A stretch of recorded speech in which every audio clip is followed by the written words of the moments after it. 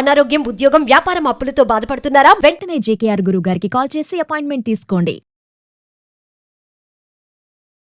Hi viewers, India's largest digital media network Suman టీవీకి స్వాగతం. ప్రస్తుతం మనతో ఉన్నారు మోటివేషనల్ స్పీకర్ రామ్ గుళ్ళు. నమస్తే రామ్ గుళ్ళు. నమస్కారం. మామూలుగా చాలా మంది సెన్సిటివ్ గా ఉంటారు. ఎలా అంటే ఏదైనా చిన్న అవమానం జరిగింది అంటే బయటికి రాలేక కుమిలిపోతూ ఉంటారనమాట. అదొక డిప్రెషన్ లోకి వెళ్ళిపోవడమే. అవమానం జరగడం అనేది చిన్న విషయం కాదు. బట్ ఇది ప్రతి ఒక్క మనిషికి జరుగుతుంది. ప్రతి ఒక్కరి జీవితంలో ప్రతి ఒక్కరూ అవమానించబడి ఉంటారనమాట. అవును. సో నిజంగా ఈ అవమానాల్ని ఎలా ఫేస్ చేయాలి, ఎలా ముందుకు రావాలి? ఇప్పుడు మీ లైఫ్ లో కూడా మీరు ఎన్నో అవమానాలు భరించి ఉంటారు. అవును. ఎన్నో ఇంకా అంటే కొన్ని బయటికి చెప్పుకోనివి కూడా మీకు చెప్పలేం, చాలా ఖచ్చితంగా చెప్పుకోనివి చాలా ఉంటాయి. అవును. బట్ అన్నిటిని అధిగమించి అంటే వాటిని అన్నిటిని ఎలా ఫేస్ చేసి ఈరోజు ఎలా ఉన్నారు? చాలా మంది మన ఊర్లో చూసుకున్నట్లయితే మన చుట్టుపక్కల ఉన్న వాళ్ళే మనల్ని మన అభివృద్ధిని కోరుకోలేక మనల్ని వెనక లాగేస్తూ ఉంటారు. మన రిలేటివ్స్ కూడా, మన రక్త సంబంధికులు కూడా మన అభివృద్ధిని కోరుకోలేక మనల్ని ఎప్పుడు వెనక్కి లాగేద్దామా, Correct. ఎప్పుడు మనం నీటిలో ముంచేద్దామా అని చూస్తున్న వాళ్ళు ఎక్కువ మంది అయిపోయారండి. ఇప్పుడు ఎందుకంటే ఫర్ ఎగ్జాంపుల్ నా లైఫ్ నేను చూసుకున్నట్లయితే ఇప్పుడున్న పొజిషన్ ఇలా ఉన్నానంటే కారణం నేను కష్టపడ్డాను, కాదనలేదు. కానీ ఆ కష్టపడే క్రమంలో చాలా అవమానాలు ఎదుర్కోవాల్సి వచ్చింది. అది మా రిలేటివ్స్ దగ్గర నుంచి అవ్వచ్చు, లేదా నా చుట్టుపక్కల ఉండే వ్యక్తుల వల్ల అవ్వచ్చు. చాలా అవమానాలు నేను ఫేస్ చేసుకుని ముందుకు వచ్చానండి. ఎందుకంటే ఇప్పుడు నేను ఈ పొజిషన్లో ఉన్న క్రమంలో ప్రతిరోజు చదువుకోవాలి.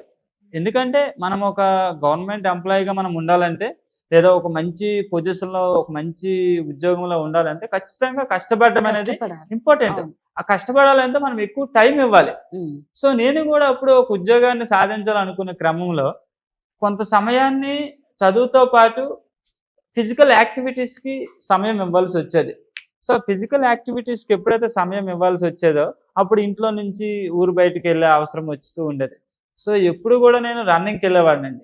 ఎందుకంటే రన్నింగ్ అనేది ఇంపార్టెంట్ కాబట్టి. మీ దాంట్లో అసలు మీరేదో చెప్పండి, ఎందుకంటే వాళ్ళు ఏంటి గవర్నమెంట్ జాబ్ ఏంటి?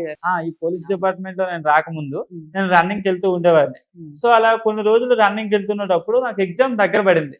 ఎగ్జామ్ దగ్గర పడుతున్న క్రమంలో నేను చదువుకోవడానికి ఎక్కువ సమయం పెట్టాలి. సో బయటికి వెళ్ళి నేను రన్నింగ్ చేసుకోవడం ఇబ్బందిగా ఉంటది. ఇప్పుడు లాంగ్ జంప్ అని కానీ, హై జంప్ అని కానీ ఇవన్నీ చేసుకోవాలంటే మనకి ఇసుక అనేది ఉండాలండి. ఎందుకంటే ఇసుకలో మనం లాంగ్ జంప్, హై జంప్ ఇవన్నీ వేస్తుంటాం. సో మా ఊరికి దగ్గరలో ఒక నది ఉండేది, వేగావతి అని ఒక నది ఉండేది. సో ఆ నదిలోకి వెళ్ళి రావాలంటే నాకు కొద్దిగా ఎక్కువ టైం అవుతూ ఉండేది. సో ఎక్కువగా టైం అవుతుందని నేను ఏం చేశా అంటే, మన ఎద్దుల బళ్ళు ఉంటాయి కదా మన ఊర్లో, ఆ ఎద్దుల బండితో ఒక 2 బళ్ళతో ఇసుక తెప్పించుకొని మా ఊర్లో ఏదైతే ఖాళీ జాగా ఉందో మనం ఇల్లు కట్టుకోవాలనుకున్న ఖాళీ జాగాలో నేను ఇసుక పోసి ఆ ఇసుకలో నేను షార్ట్ పుట్ కానీ, లాంగ్ జంప్ కానీ ఇలాంటివి యాక్టివిటీస్ చేస్తూ ఉండేవాడిని. సో ఇవన్నీ చూసి మా ఊర్లో చాలా మంది ఉన్నప్పుడు ఎలా అనేవాళ్ళంటే, వీడి జనాలందరూ చూడడం కోసమే ఇక్కడ యాక్టివిటీస్ చేస్తున్నాడు. సో ఏట్లో ఉంది కదా, అక్కడికి వెళ్ళొచ్చు కదా, అక్కడికి వెళ్ళి చేస్తే మనకు కనబడదు కదా, జనాలు చూడాలి, అందరూ చూస్తే వీడి గొప్పవాడు అని అనుకోవాలి అనేసి వాళ్ళు ఫీల్ అయ్యేవారు. చాలా మంది నా దగ్గర కూడా అన్నారండి, నువ్వు ఊర్లో ఎందుకు ఇలా చేస్తావు జనాల మధ్యలో, నువ్వు అక్కడికి వెళ్ళి చేసుకోవచ్చు, షో చేస్తున్నావు, మా ముందు షో చేయడానికి అసలు నువ్వేమీ చేయట్లేదు, చేసిన వాళ్ళు ఎప్పుడు కూడా సైలెంట్ గానే చేస్తారు అని అనేవాళ్ళు. అది నాకు చాలా బాధగా అనిపించేది. ఎందుకంటే నాకు తెలుసు టైం ఎంత ఇంపార్టెంటో. సో ఇక్కడికి వెళ్ళి రావడం వల్ల నాకు టైం ఎక్కువగా అవుతుందని, సో మా ఇంటి పక్కనే ఇలాంటివి ఉంటే నాకు టైం సేవ్ అవుతుందని నేను ఇలా చేసుకునేవాడిని. అది కూడా మా పేరెంట్స్ దగ్గర ఎలా చెప్పేవాళ్ళంటే, నీ కొడుకు షో చేస్తున్నాడు ఊర్లో, అక్కడికి వెళ్ళొచ్చు కదా, ఇక్కడే ఉండి షో చేస్తున్నాడు, ఆడికేం ఉద్యోగం వస్తుంది, వాడేం బాగుపడతాడు, అందరి ముందు ఇలా చూపించుకోవడానికి ఇలా చేస్తున్నాడు అని చెప్పేవాళ్ళు. సో మా నాన్న చాలాసార్లు నా దగ్గర అలాగే బాధపడుతూ మాట్లాడేవాడు, వెళ్ళిపోవచ్చు కదా, వాళ్ళందరూ ఇలా అంటున్నారు.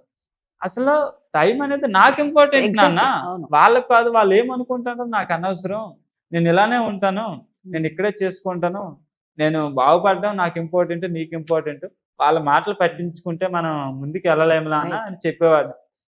అలా నడుస్తున్న క్రమంలో మా నాన్నకు కొంతమంది దగ్గర బంధువులు ఉంటారు కదా, ఆ దగ్గర బంధువులు కూడా ఎలా చెప్పేవాళ్ళంటే, అంటే వాళ్ళు నిజానికి మా అభివృద్ధిని కోరుకోలేక అలా చెప్పుతూ ఉండేవాళ్ళో తెలియదు, లేదా నిజంగా మనం పెద్దవాళ్ళం అవుతామేమో అనే భయంతో చెప్తూ ఉండేవాళ్ళు నాకైతే తెలియదు. కానీ మా నాన్నగారితో ఎప్పుడూ చెప్తూ ఉండేవాళ్ళు.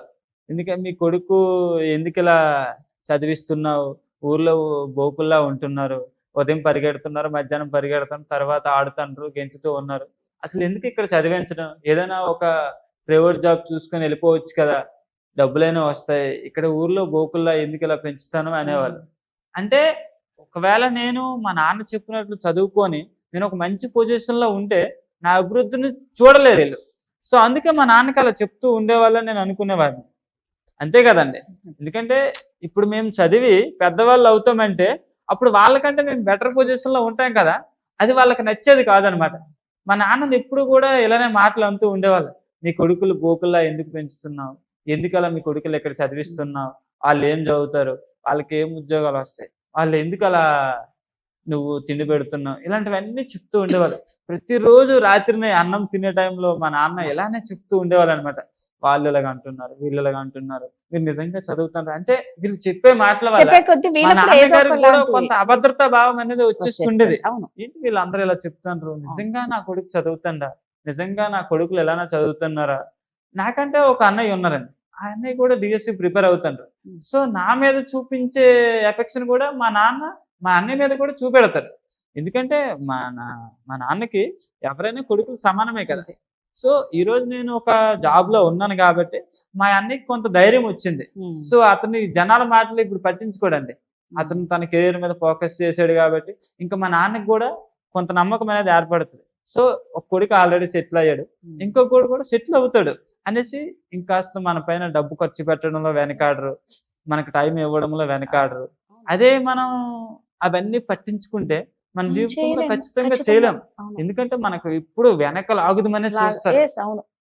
మన ఫ్రెండ్స్ కూడా చాలా మంది మన అభివృద్ధిని కోరుకోరండి. అవును. మనం వెన్నంటే ఉంటారు కానీ వాళ్ళు ఎప్పుడు కూడా మన అభివృద్ధిని లేదు. కోరుకోరు. అవును. మన అభివృద్ధిని కోరుకోలేని వాళ్ళు మన మిత్రులు ఎందుకని మనం ఫీల్ అవ్వాలి, వాళ్ళని ఖచ్చితంగా మనం వదిలేయాలండి. Correct. కొన్నిసార్లు మన ఫ్రెండ్స్ అని అంటాం కానీ మన ఫ్రెండ్సే కొన్నిసార్లు మనం వెనక లాగుతూ ఉంటారు.